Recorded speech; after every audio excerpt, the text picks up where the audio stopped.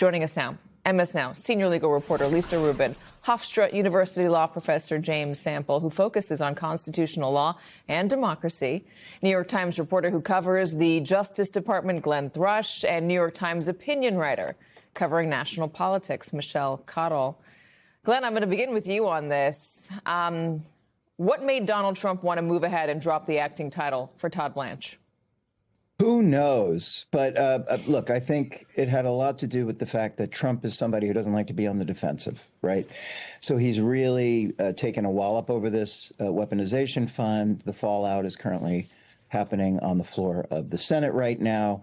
He is likely to face some kind of a consensus on some amendment shooting this thing down permanently. So what does Trump do whenever he's cornered? He does something to put himself on the offensive. And putting Blanche forward is just very much in keeping with the Trump playbook. It allows Trump to sort of lean into all the decisions and say, this is my guy. He followed my instructions. And it saddles Republicans with the dilemma that they always have to face. If they oppose him, will he have the power to come after them? This is just one of those, are you with me or against me dilemmas that he always puts them in whenever they decide to show a little backbone. Let me play a little bit of Thom Tillis and Bill Cassidy talking about the weaponization fund, and we'll extrapolate from there. Do you take the acting attorney general at his word that the fund is dead for now, or do you want to pass a bill to specifically outlaw it in the future? I want to make sure it's not mostly dead. I want to make sure it's completely dead. I just think it's bad. It's bad optics for the president. It's bad optics for Republicans in its current form. We got to either eliminate it, streamline it, guardrail it. It can't go in its current form. And if that's the only choice we should have, we should eradicate it. You know, I'm gonna try hard not to talk about the bolo tie, which just seems to get bigger and bigger by the day. Let's talk about the substance of what he was saying. If you have Thom Tillis and Bill Cassidy, Lisa, both saying that they don't trust this attorney general enough to take him at his word, I guess what should that tell you about him as a confirmed attorney general? Well, there's this tension, Katie, right, between the Todd Blanche who has done everything necessary to win Donald Trump's trust to be his nominee, and the Senate, which wants to see that Todd Blanche has maintained some independence that we expect from any attorney general. And I want to say, don't sleep on John Cornyn. Hell hath no fury like a senator scorned. And John Cornyn this morning telling Punchbowl News, I'm going to read to you the quote, "The problem with the Office of the Attorney General is that there's basically, well, you are a member of the president's cabinet, but you're also the chief law enforcement officer for the country, and you're not the president's lawyer. So I'll be asking some questions, getting some commitments on that." And I suspect that if John Cornyn does not get the commitments that he wants to get unambiguously, he has a larger problem than just Bill Cassidy and Thom Tillis. That's a Cornyn problem. And as you mentioned, that could bleed into problems with both Murkowski and Collins, too. But Todd Blanche will be acting as the attorney general, not only for a 210-day period that started on April 2nd, but once the president submits his nomination, he can be the acting attorney general until the Senate acts on that nomination or it expires. So at least through the very end of the year, Todd Blanche will be the acting attorney general. And that's something I think folks are going to have to reckon with, too, in addition to the politics surrounding his nomination. One of the things that I didn't even get to in that list that I laid out, that very short list, was the accusation from Pam Bondi that Blanche was the one in charge of the redactions in the Epstein files, and basically blaming him for all the problems with those redactions, including the survivors who were revealed within it. Michelle, is this going to be a Republican breaking point? Should we expect it, or should we expect what we always see, which is, they're always finding a way to go back to Trump? So I prefer to look at it not as breaking points, but I think the analogy that I've liked is the off ramps. So he's always giving them more opportunities for a few of them to get off on an off ramp and find their spine or whatever. And you've got these YOLO Republicans. I mean, Thom Tillis, Bill Cassidy, John Cornyn. Why wouldn't they? It's the Bobby McGee lyrics. Freedom's just another word for nothing left to lose. And that's where they are. So if you have enough of these guys who are like, we're done, we don't have to worry about him, this is their opportunity to take that off ramp. Now, I don't like to predict anything with this group. It's just, you never know what they're going to do, but this really should be a moment for them. All right, so let's talk about what happens if he does get Attorney General as the title and doesn't have to keep doing acting until his time runs out. What are you watching for, James?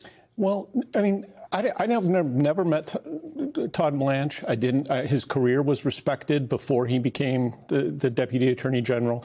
And look, his work for Donald Trump as his personal defense lawyer is something for which I have immense respect, even if you are not a fan of Donald Trump. The worst people in the world deserve great representation. That's an easy thing. But what is difficult here with Todd Blanche is the dual role. And the dual role is one that he doesn't seem to want to eschew at all. In fact, he keeps leaning into it. The Attorney General is not the Attorney General for the President of the United States. The Attorney General is the President for the people of the United States. Now, does the President have a lot of influence? Should the President have a lot of influence in terms of who he chooses, who gets confirmed? Absolutely.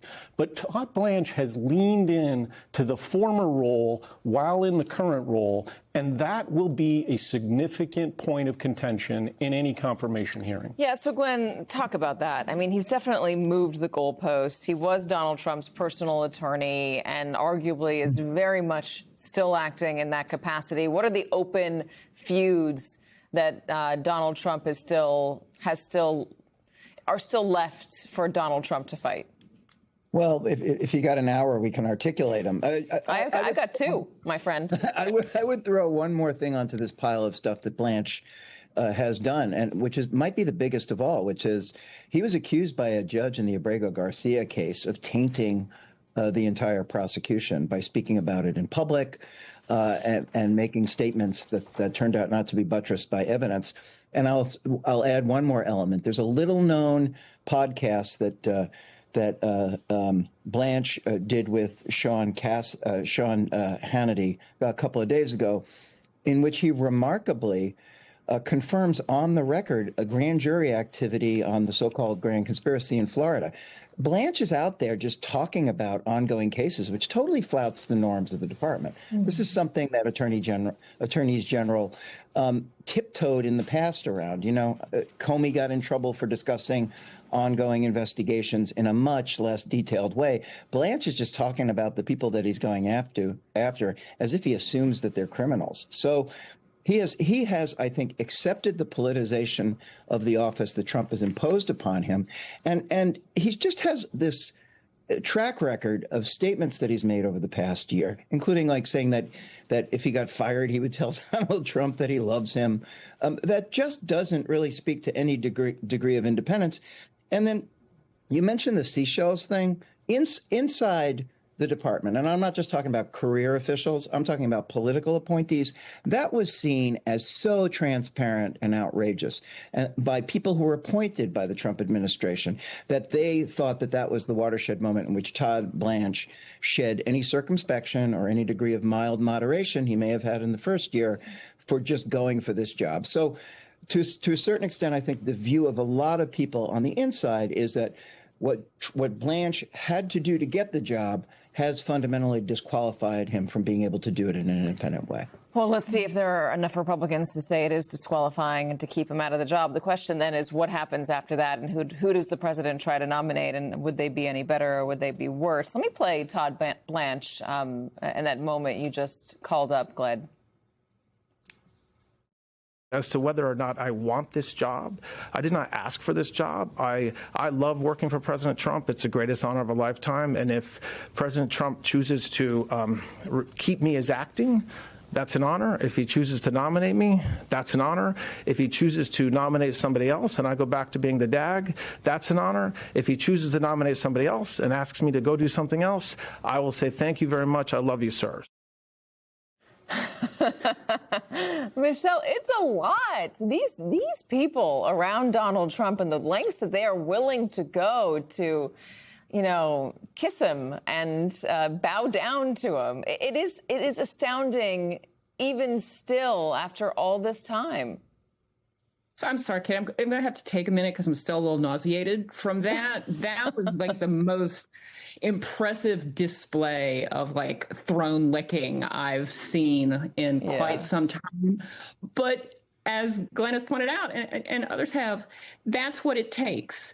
I mean, you don't get offered the job or nominated from the job unless you have proved yourself utterly and completely willing to debase yourself and abandon all of your independence. I mean, he's basically been on a 2-month-long job interview to show just how obsequious and he can be and how much he'll toe the line, whether you're talking about the, embarrassing slush fund he's defended or, standing up and pursuing these political prosecutions. So, I mean, the guy's in a tough spot. He really, really wants this merit badge and gets to show off that he's been the AG. But in order to even get here, he's had to basically disqualify himself as a serious person.